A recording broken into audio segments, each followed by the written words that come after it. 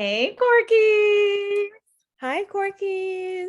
Welcome back to another episode of Mental Health Uncorked. We are actually starting a series. I don't think we've ever done a series before, have we? We did like a part one and part two because there was like lots to talk about, but I don't think we've done like an actual series before. Oh, cool. Okay, so this is going to be a first for us, but I think this is going to be a really, really good one. I hope you really enjoy it. So, we are going to be discussing the Four Agreements. So, it is a extremely popular book. Most of us have heard about it or read it or have heard people quote the book. So if you don't already have the book or read it, we highly suggest that you go and get you a copy of the Four Agreements. You can get it on Amazon. I think because I have been promoting it so much. Let me stop. It was like $5 and some change. And then I looked and now it's $7 and some change. Oh, So I think it's just because everything is kind of going up, but it's right. still like dirt cheap compared to like, other books or whatever. Mm-hmm. So it actually came out in 1997 and it's still like selling like hotcakes. Like it's just that good of a book. Wow. Yeah. So each episode we will zero in on one of the four agreements. So today we're going to talk about the first agreement, which is be impeccable with your word. And then we'll tackle each one at a time. So just to give you a little bit of background, like I said, it was published in 1997 by Don Ruiz, I believe. And it's a New York selling best time like book. Like it is 10 million sold all over the world. I believe it's been translated in like a gazillion different languages. And yeah, people quote it. Actually, one of my clients like has some of the quotes like up on his wall, like because I always give it to my clients as like their first thing I do for homework, first session. Hey, go pick up this book, read it. And yeah, so I really love it. Nice. You know, it's a good book then. Yeah, it really is. So And I relevant. and I read it like once or twice a year myself. Okay. Yeah, and I always come away with something like new each time I read it, which I love books like that. Yeah. And it's so easy and quick to read. Like literally, it's tiny, and then you can get it on Audible. Mm-hmm. Audible will read it to you in like 2 hours. Wow. Yeah, so it's like when I tell people like I read it multiple times a year, they're like, huh? But then Yeah. I said that, they're like, oh, okay. Yeah, so today is all about being impeccable with your word. What does that mean exactly? Well, I'm glad you asked. So, I'm going to actually read this like word for word because I love this definition of it, right? And so, being impeccable with language means to take responsibility for one's actions and remain without judgment against oneself and others. Hmm. Yeah. And so I think impeccable just means a very fancy way of speaking nicely and thinking nicely of yourself and others. And so, according to the book, this is the most important of the four agreements, and it's actually the hardest of the four agreements for us to do. And Hmm. I think coming from our mental health background, it can be easily like, yeah, I can agree with that. Right. Yeah. So carefully choosing your words before saying them out loud. And Yeah. what that Yeah. means. Yeah, so really thinking before you speak. And that's sometimes challenging, right? Like we sometimes want to speak on our first impulse and say things that may be hurtful without realizing it, or we may say things that may be taken the wrong way. And so it's just really important to make sure that like when we speak to anyone, no matter who they are, that we're impeccable with our word and that we are really careful with our choices. Absolutely. And I think this is a really good one to start off with, because like in this day and age, and we've had episodes before about how social media is, and like you're just mentioning, like it's not only what we say, but kind of like what we write on social media, what we put out there to the world. And Mm. once it's out there, you can't bring it back. And so how many times have we said something out of emotions or feelings, and then once we calm down, we're like, ugh. um and Yeah. even the whole cancel culture and all that type of stuff. So um it's just really interesting how, like, even before the boom of social media and kind of how we were, this author was just so on point and like cutting edge about these four things. Yeah. Yeah. And the fact that it's still so relevant today and that it's still is super important and this has not changed in like 24 years or so. I mean, that says a lot about this book and why you recommend it to all your clients. Yeah. Yeah. And so, and when you think about when the clients come in, or just you in general, or like us in general, our life, right? It's like, what do you want out of life, right? And a lot of people are like, I just want to be happy. I want joy, right? And then like, it's like, so how do I be happy, like, and consistently, or how do I really find joy?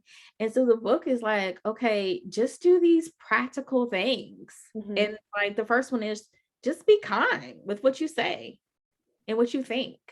And like it just seems so easy. Like, oh, that's all I gotta do. But Yeah. it's so hard. Yeah. Yeah, it's so hard. And then so and what I love about the book is it's kind of like, you ever read something and or hear something and it makes you kind of clutch your pearls, or like, you're reading me, or like, are you like, you're checking me? And so that's Yeah. kind of like what the book does. It's like you're causing your own suffering at this point. Right. Right? It's one thing when you're a child, when you're a youth, but when you are an adult, and it's kind of like when you know better, you do better, Right. right?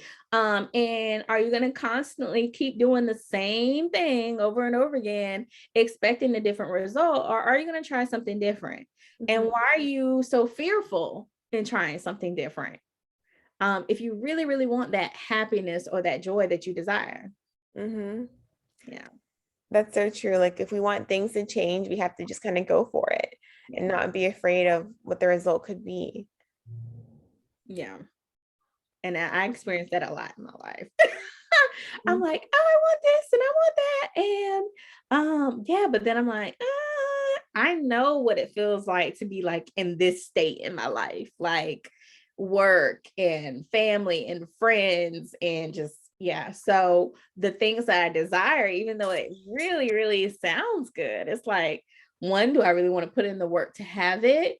Do I want to put in the work to maintain it? And am I going to be satisfied or content when I actually do get those things? Right. And so it's like, oh, I know I like this, but do I really want that? And, I struggle with that sometimes.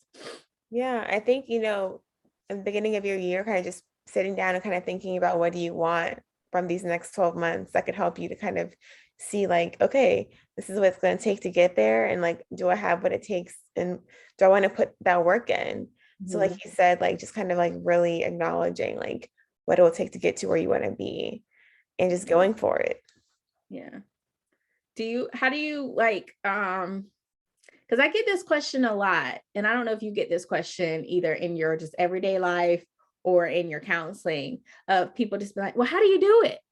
Like, what do you do? And I'm like, you just do it. Like Nike, like Nike has the best slogan ever. Just do it. But it's something, and I get it, right? Because there's a lot of things I just should just do. But there is something that just seems to be like a stumbling block, roadblock, whatever you want to call it, that just Right, stops you from even making that first initial step.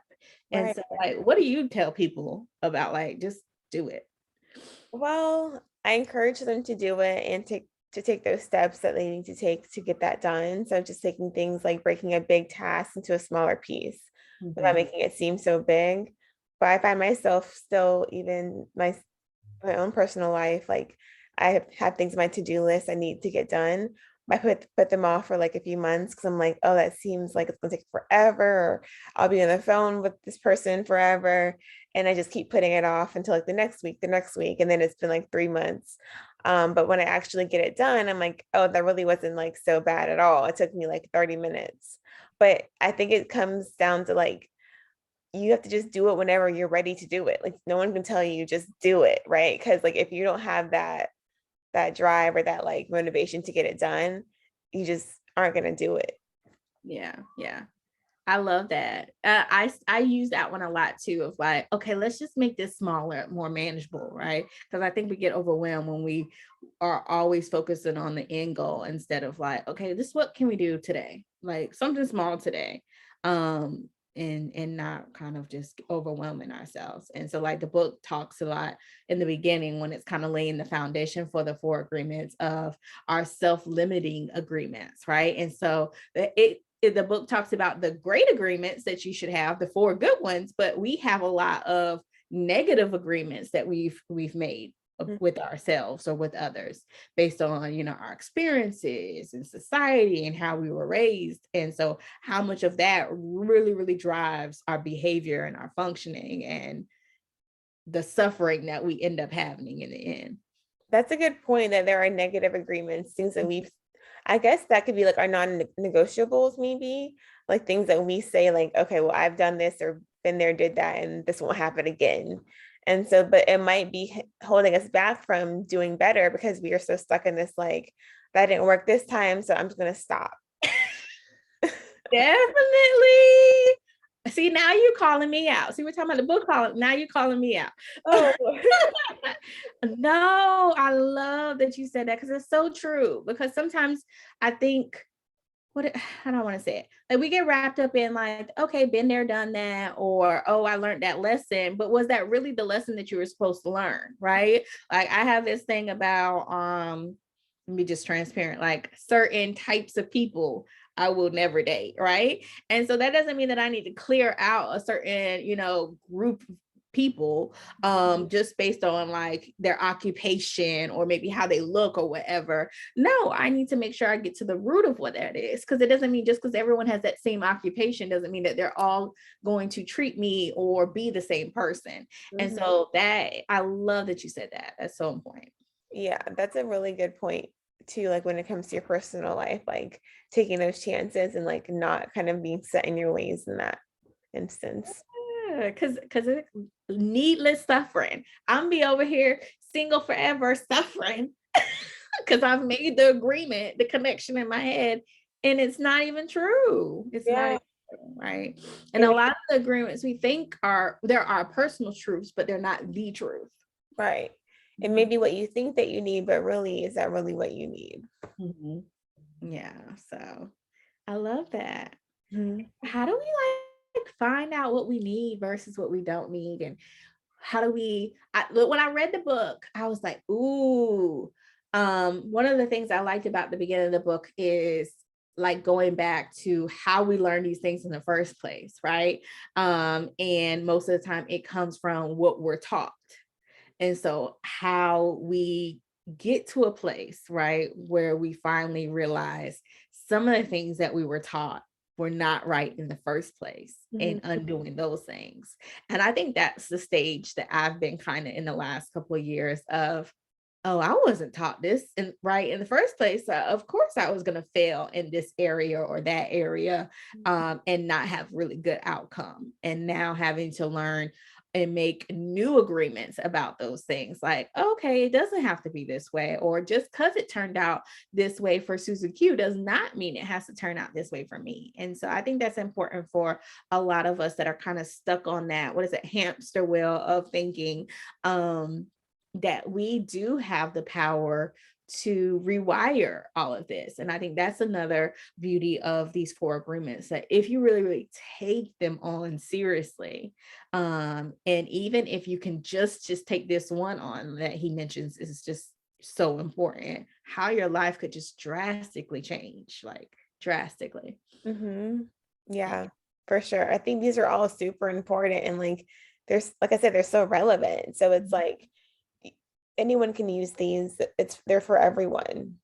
Absolutely. And I think we neglected to mention what the other ones were. Even though we're zeroing down the be impeccable with your word today. We'll go ahead and just briefly mention the other three, but today we're focusing, of course, on the first one, and then we'll do a separate episode about each of the other three as well in the weeks and months to come. So I'm Yeah. excited to really even see how this manifests in our own lives of just Right. taking the stance, and hopefully all the corkies will join us in this journey of, rewiring ourselves and agreeing to do these four agreements. Yep. And so the second agreement is don't take anything personally. That's going to be a good episode. Oh yeah, I'm gonna have to get my life together for that episode. See, I'm already messed. I am horrible at number one, be impeccable with the word, Mhm. right? Yeah. So don't take anything personally. Yeah. Yeah. And so number three is don't make assumptions. That one is super important, especially in therapy. Like, I'll just start saying this. I'll just start and finish with this. But, people always like, oh, like they did this, so this must be what they're thinking, or this must be what they're feeling. But it's like, you really have to just like put yourself in someone else's shoes and just maybe like not assume what they're thinking or feeling. Just kind of like say, well, maybe like this is what happened instead, and Mhm. turn it into a positive thing. I think we make assumptions and they're usually pretty negative, like, oh, like she didn't talk to me today, I think she's like mad. But it could be she has a lot going on at home or at work, Mhm. Mhm. right? So that's an important one. Okay, we're gonna have fun. We're gonna have so much fun. And then the last one, certainly not least, always do your best. Yes, I like that one. These things are so practical. Like no one should be like, I don't know how. Well, not I don't know how, but I can't do these things, Mhm. right? This is not the time Corky's to be like, I can't. Like, just do your best. Do Yeah, your best. Yes. just do Um, yeah, just do it, Nike. We're all gonna just be out here Nikeing it up, just doing it. it. One of the things, going back to the one that we're focusing on today, and I'm sure we have talked about in episodes and will continue to talk about in episodes, is just about affirming, having great affirmations and really, really utilizing them, and really getting to the point to where they hold true because you actually believe them, and then now you're actually living them out. And so I think a lot of people, I don't think, I know a lot of people struggle with using them because they don't necessarily believe them in the beginning. Mhm. And so it's like this conflict of what I'm saying out loud, but what I hold true. And so if you could just stay consistent with using them, push past that feeling, at some point there will be a connect, and the disconnect will go away. And you'll start to speak better about yourself, speak better about others because you feel good, right? This be impeccable with your word, I think, is maybe out of all of them really really tied to like self-esteem and self-worth, right? And that notion of um loving loving others, and just love period starts with loving yourself, Mhm. right? Yeah. um and so how are you going to be able to be impeccable with your word towards others if you can't even do it to yourself? Right. I like how you mentioned like the affirmations. You should be impeccable with your affirmations too. So Mhm. really be like just carefully choose what they're gonna be. Don't just say things just to say them. Like really say what you want to believe. And Mhm. you're not always gonna believe your affirmations right offhand. Like most people don't. But that's why Mhm. you're speaking them into existence. That's kind of the point of affirming yourself every day. You're speaking it into existence. And so then also like taking responsibility for your affirmations. So just making sure that you kind of try to live them throughout the day, or try to really believe it, like you said. And over time, like you probably will, but you're never gonna get there if you don't speak it into the universe, into yourself. Yeah, absolutely. And like I always say, but like get your behind in front of the mirror. Like say them to yourself. And do it daily. Do it multiple times a day. Memorize them. I challenge my clients like, hey, what are your affirmations? And they go like fumbling around trying to find. No, like if you can't memorize them, maybe they're too long or too, maybe you don't really have strong convictions about them. Like we already know you might not believe them, but at least you should, they should resonate with you enough where you can at least memorize them and they, you will hold on to them in that type of way. But write them down, put them on a sticky note. I tell people before, I used to even write with a Sharpie or a dry erase marker on my mirror or put sticky notes, around my house. I was like Mary Jane. um, for a long time. I was like being Mary Jane before Mary Jane was Mary Jane with her sticky notes. Right. Because you just got to do whatever. Environment is so important. And so what we can do to really cultivate a really good environment, right? You can't be impeccable with your word when you have people living in your life who are always downing you. And so this might be a season, if you're really taking this journey with us seriously, where you might need to eliminate people or distance yourself from certain people until you can really, really get yourself on track to really believe these things. Right. That's so true. And affirmations, you shouldn't have like a million affirmations. Like it should really just be like you may have like 3 to 5 to start. I think you shouldn't have like 20 or 30 affirmations. Like, how are you going to remember all of those? Like, you want to make it clear, concise, you want to make it specific, kind of like setting a SMART goal for yourself. Like, you want those to be like specific, measurable, attainable, realistic, time bounds. Like, you really want to make it have meaning. You're not just saying it just to say it. So No, I love that you went through the things. We probably need to put a post up about that so people can see it visually what those things are. That's really, really good. for the SMART goals. Yeah, I think so too. So affirmations are just super, super important. And if you don't have any, make some for yourself. It's never too late to start, even though we're in almost in April. I mean, there's never a better time than now. So some people say, I'm going to start my year off with affirmations. I'm going to start in January fresh with a clean slate, but you can start whenever you want. There's really no better time. And then if you're struggling so much with creating affirmations for yourself, it's okay to go Google search some based on what you need affirmations for. There's tons of affirmations out there. There's affirmations journals, cards. There's lots of resources out there to kind of help you with, coming up with what good affirmations are.